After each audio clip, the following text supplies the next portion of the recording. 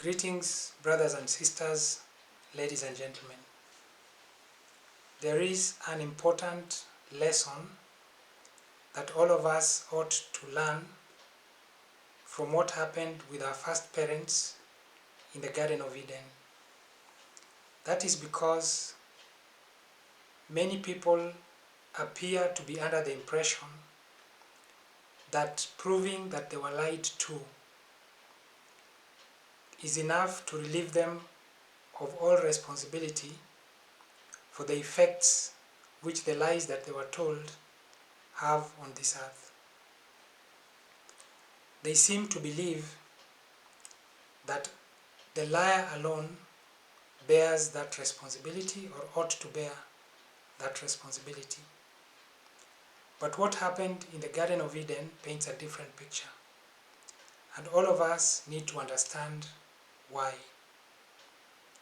That understanding is especially important in our time because of the large number of things that for so many years we believed were true and which are now turning out to have been lies all along. Sunday, for example, is not actually the first day of the week, and neither is Saturday. Obviously, a lie was involved somewhere, and there are many other lies of that kind which are now coming to light. A lie is only ever told for one reason: to induce the person to whom it is told to act differently than as they would have done if they had known the truth. That is as true of the lie that was told our first parents as it is of all the other lies which are now coming to light. Those lies were told in order to induce you and me to do things that we would never have done if we knew the truth. Another way to put this is that the object of a lie, the thing which a lie aims to change, is not what you believe, is not what you think, it is what you do. Because it is only what you do that can affect anything that is upon this earth. It is only what you do that can corrupt life on this earth. But for you to do what the liar hopes that you will do, it is necessary that you first believe the lie itself. And only you have control over what you believe. No one else has control over what you believe, not even the liar. That means that the power to give effect to a lie rests not with the liar, but with the person to whom that lie is told.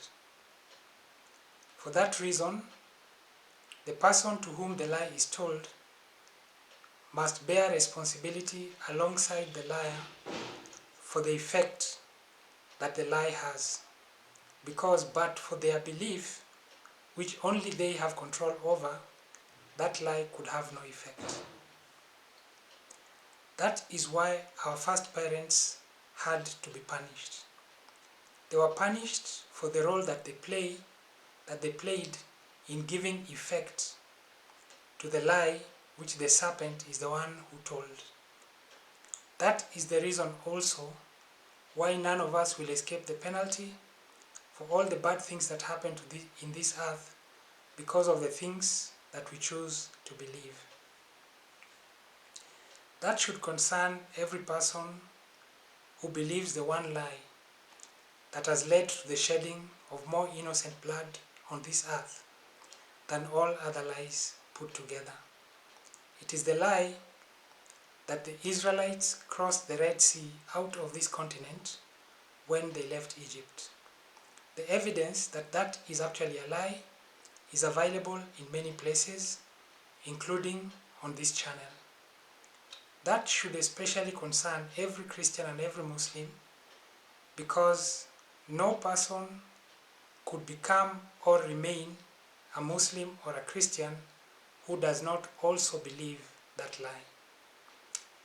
The two videos which I have linked in the description box below explain why that is so. A great deal of innocent blood has been shed in this world in order to promote or to defend Christianity and Islam.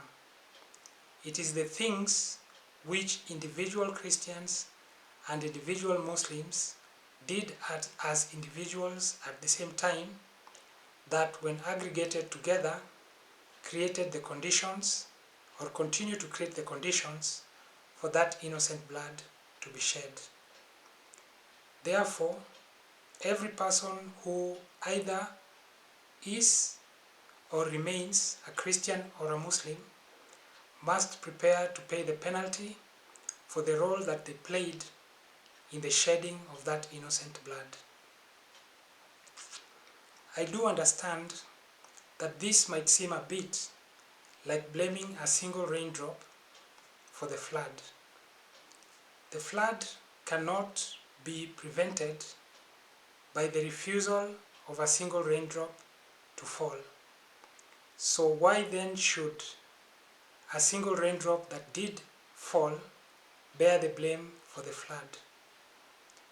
But I do understand also, and I hope that you do also, that no raindrop that refused to fall can bear any blame for the flood, and that every raindrop does have the power to choose not to fall.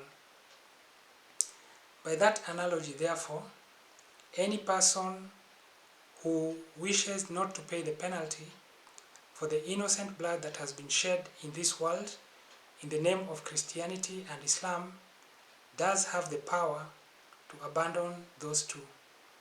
And whoever chooses not to do so affirms that they too would have done as their fellow faithful did, who directly shed that innocent blood, and as such is prepared to pay the penalty as well for that great sin. Thank you very much for your time and attention, and have a good day. Bye-bye.